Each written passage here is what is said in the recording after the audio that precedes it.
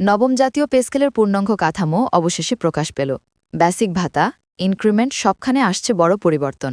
কর্মচারীদের জীবনে কি বদল আনবে এই ঐতিহাসিক সিদ্ধান্ত জানতে পুরো ভিডিও দেখুন। প্রিয় সরকারি চাকরিজীবী ভাই ও বোনেরা, আজকের আপডেট নিউজে আপনাদের স্বাগতম। যারা আমাদের চ্যানেলে নতুন তারা এখনই চ্যানেলটি সাবস্ক্রাইব করুন। আর হ্যাঁ, অবশ্যই কমেন্ট করে জানাবেন আপনারা কে কোন জেলা থেকে আমাদের ভিডিওটি দেখছেন। তবে চলুন কথা না বাড়িয়ে আজকের সর্বশেষ সংবাদটি জেনে নিন। নবম জাতীয় পে স্কেলের পূর্ণাঙ্গ কাঠামো অবশেষে প্রকাশ। বেসিক বেতন, ভাতা, ইনক্রিমেন্ট সব খাতে এসেছে বড় ধরনের পরিবর্তন। বহু বছর ধরে যে অপেক্ষা, হতাশা, অভিযোগ আর আন্দোলন চলছিল, সেই অধ্যায় যেন আজ শেষ হতে চলেছে। কারণ নতুন এই স্কেল শুধু একটু বেতন তালিকা নয়, এটি লাখো সরকারি চাকরিজীবীর জীবনে নতুন সম্ভাবনা, নতুন স্বস্তি এবং নতুন ভবিষ্যতের দ্বার খুলে দিচ্ছে। আজ যমুনা ভবনের সেই বিশেষ বৈঠকে পূর্ণাঙ্গ কাঠামো প্রকাশ হওয়ার সঙ্গে সঙ্গে দেশের প্রশাসনে যেন নতুন এক আলোড়ন ছড়িয়ে পড়েছে। সকাল থেকেই প্রশাসনিক ভবনগুলোতে অস্বাভাবিক উত্তেজনা টের পাওয়া যাচ্ছিল। করিডোরে, অফিস কক্ষে, ক্যান্টিনে সব জায়গায় একই আলোচনা। আজ কি সত্যিই প্রকাশ হবে? বেসিক বাড়বে কত? ভাতা কতটা পরিবর্তন হচ্ছে? নতুন গ্রেড নিয়ে যে কথা শোনা যাচ্ছে তা কি সত্যি? সবাই অপেক্ষা করছিল একটি নিশ্চিত সিদ্ধান্তের জন্য, যে সিদ্ধান্ত তাদের আগামী মাসের বেতন স্লিপই নয়, পরিবারের ভবিষ্যৎ পরিকল্পনাও বদলে দেবে। যখন যমুনা ভবনের বৈঠকের দরজা খুলল, তখন যেন মুহূর্তটাই বদলে গেল দেশের হাজারো পরিবারে।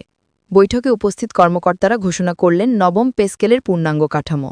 এই ঘোষণায় শুধু নয়, পরবর্তী বিশদ বর্ণনা দেখেই বোঝা গেল এবার সত্যিই বড় ধরনের সংস্কার এসেছে সরকারি বেতন ব্যবস্থায়।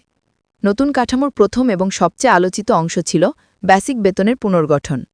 বহু বছর ধরে যেসব গ্রেডে বেসিক বেতন অযৌক্তিকভাবে কম ছিল, যেগুলো বাস্তব বাজারদর এবং জীবনযাত্রার ব্যয়ের সঙ্গে শতভাগ বেমানান ছিল, সেসব গ্রেডে বড় আকারের সমন্বয়ে আনা হয়েছে। বিশেষ করে নিম্ন গ্রেডের কর্মচারীদের জন্য এই পরিবর্তন যেন নতুন জীবন পাওয়ার মতো। আগে যেখানে অনেক পরিবার মাস চালাতে হিমশিম খেত, এখন সেই বেসিক পুনর্গঠন তাদের আর্থিক সংকট অনেকটাই কমিয়ে দেবে। এরপর আলোচনা আসে ইনক্রিমেন্ট নিয়ে। পুরনো কাঠামোয় অনেক গ্রেডে ইনক্রিমেন্ট ছিল অতি কম বা স্থবির, ফলে কর্মচারীরা যত বছরই চাকরি করুন না কেন তাদের মাসিক আয়ে বড় কোনো পার্থক্য দেখা যেত না। এবার নতুন কাঠামোয় ইনক্রিমেন্টকে বাস্তবতার সঙ্গে সামঞ্জস্য করা হয়েছে। অভিজ্ঞতা, দায়িত্ব এবং কাজের মান অনুযায়ী দৃশ্যমান বৃদ্ধি যোগ হবে।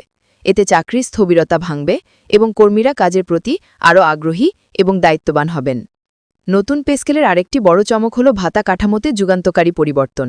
হাউস রেন্ট, চিকিৎসা ভাতা, ট্রান্সপোর্ট ভাতা, শিক্ষা সহায়তা, বিশেষ দায়িত্ব ভাতা সবকিছু পুনর্বিন্যাস করা হয়েছে বর্তমান অর্থনৈতিক বাস্তবতার সঙ্গে মেলাতে। বড় শহরে ভাড়া বাড়ার হার, জেলায় আলাদা ব্যয়, চিকিৎসা খরচের ঊর্ধ্বগতি সবকিছু গণনায় নিয়ে ভাতা কাঠামো তৈরি করা হয়েছে। কর্মচারীরা বলছেন এবারই প্রথম তারা একটি সত্যিকারের বাস্তবসম্মত পরিবর্তন পেলেন। গ্রেড রিঅ্যারেঞ্জমেন্ট ছিল বৈঠকে সবচেয়ে গুরুত্বপূর্ণ আলোচ্য বিষয়।